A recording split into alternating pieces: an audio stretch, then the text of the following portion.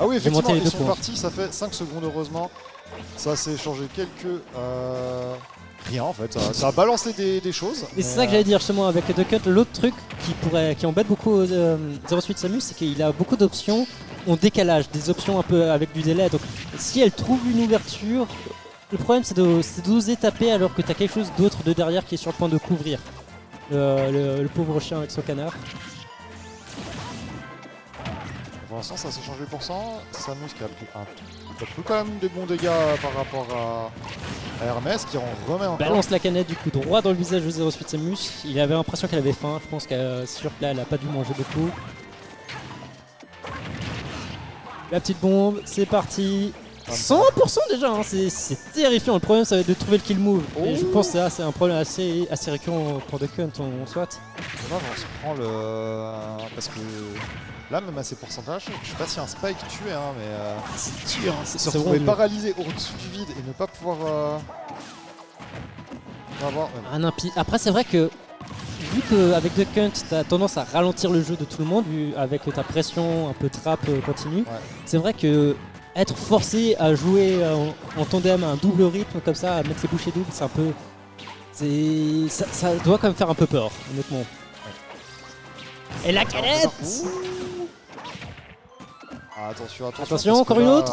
Les pourcents ils montent très vite du côté de Green Eyes. Ah oui, il faut switcher. Alors qu'il est sur sa deuxième stock. Hein, et ce Duck Hunt qui ne veut pas mourir. Non, il en a absolument pas envie. Par contre, il a pas fait le... Voilà. Désolé, c'était Manu. Voilà. Là, on chope la première stock enfin du côté de Green Eyes.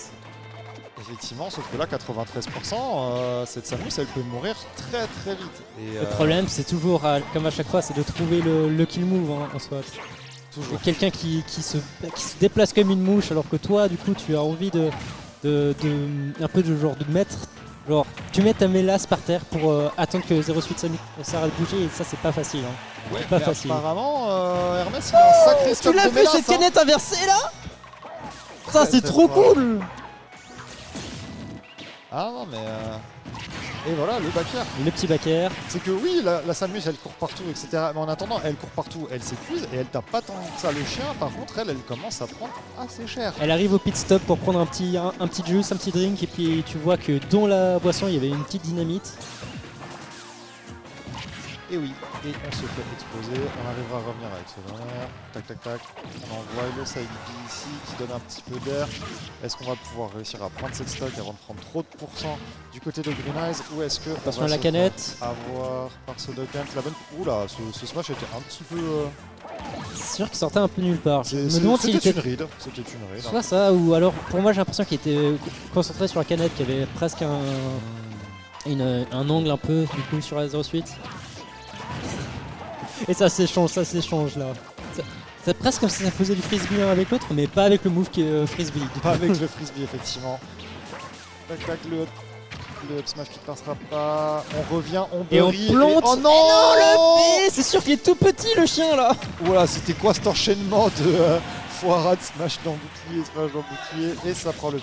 Allez, on est 0-8 Samus, on a de la rage, on peut tuer vite, on peut faire des choses. Va juste pas falloir mourir avant. Mais voilà, ouh, le petit père, c'est sûr que ça c'est un excellent outil pour travailler autour de 08 Samus, parce qu'elle a toujours envie de lober un peu au-dessus de toi avec ses ongles, surtout avec le down B. Et tu peux récupérer très facilement. Très belle read du côté de Hermès. Effectivement, 1-0. Hermès qui est décidé à continuer dans ce tournoi. On passe sur PS2 du coup. Très bien, le classique. Le deuxième stade de Pokémon. Et on a changé un peu l'espèce de chien, ce que je vois. On a changé la couleur. On est allé à l'animalerie, c'est horrible à dire. On est allé à l'animalerie pour changer un petit coup. Trouver un peu plus performant. Est-ce qu'il sera aussi bon que le précédent? Pour l'instant en tout cas, ça ne prend pas de pourcent, ça en gratte un tout petit peu. Ah, des masses, pas des masses, effectivement. La petite chop. Throw. Et là, on est déjà à 72, là, ça commence à devenir rouge. Effectivement. On arrive à maintenir la pression du coup avec le bord du terrain et en plus on a pu garder la canette à l'autre bout du terrain, ce qui force Hermès ça lui coupe, on va dire, un peu son option principale au final. Ouh, le beau petit zap sur la canette à bout portant juste avant que ça aurait pu exploser au visage. On essaie de découvrir avec Claire, mais cette fois-ci Belle shot. Je sais pas si t'as vu le tir du cowboy qui était pas, je pense pas le bon cowboy, du coup c'était pas à bonne distance. Ah, dommage. Pas oublier que c'est complètement aléatoire sur lequel qui sort, ils ont tous des propriétés différentes. Oula, je sais pas ce qu'on essaie de clutch avec ce match, mais ce sera correct.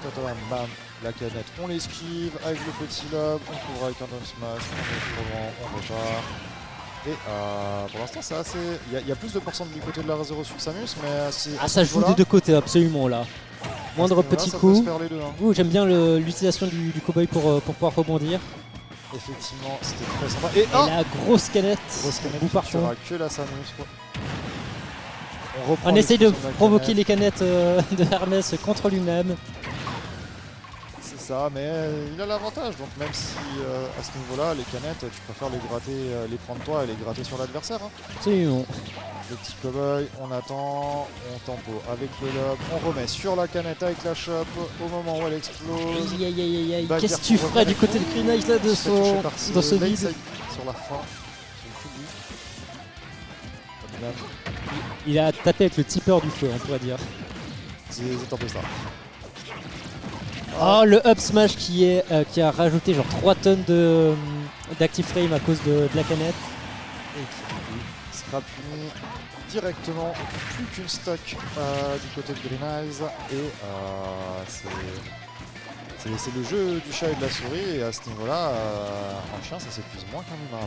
C'est sûr que pour le coup, un chien, ça a plus l'habitude de jouer au chat et à la souris que de jouer au chien et à l'armure. Le chien et à l'armure. Et tatatam. La chasseuse de primes plutôt, vas-y. Le chien et la chasseuse de primes. Le petit jab, du coup, ça permet pas de convertir sur grand chose, mais on a quand même le positionnement qui est plutôt pas mal. Là, on a le rythme qui est du côté de Green Eyes. Est-ce que Hermès est capable de le casser? Ça va être un peu dur à dire. Il a toujours une stock d'avance, hein, pas oublier. La canette qui permet de revenir plus ou moins safe.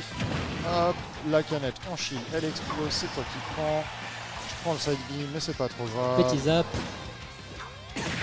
Alors, on se prend ce frisbee, ça permet d'installer tranquillement le cowboy. On envoie ici encore un. Et le pair pour conclure une deuxième fois de la même manière. Très jolie conversion.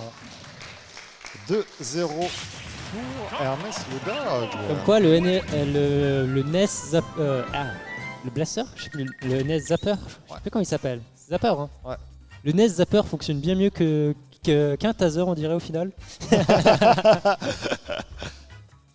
Bon, bah vous saurez, hein, ne sortez pas avec un taser, sortez avec un S-Zapper. Je crois que c'est le N-Zapper. Ah, je sais plus. Quelque chose comme ça. Je sais qu'il est dans ce plateau. Effectivement, oui, il y a une référence dans ce plateau. Il est sous les deux couleurs d'ailleurs, le gris et l'orange. T'as pas aussi une version double? Plus sûr. Non, vu que dans Splatoon 2, ils avaient rajouté les doubles. Si tu l'as en double N-Zapper. Bref. Ne parlons pas de Splatoon, il n'y a pas d'Inkling sur l'écran. Il y en a pas encore. Pas encore, mais on va en avoir un bientôt.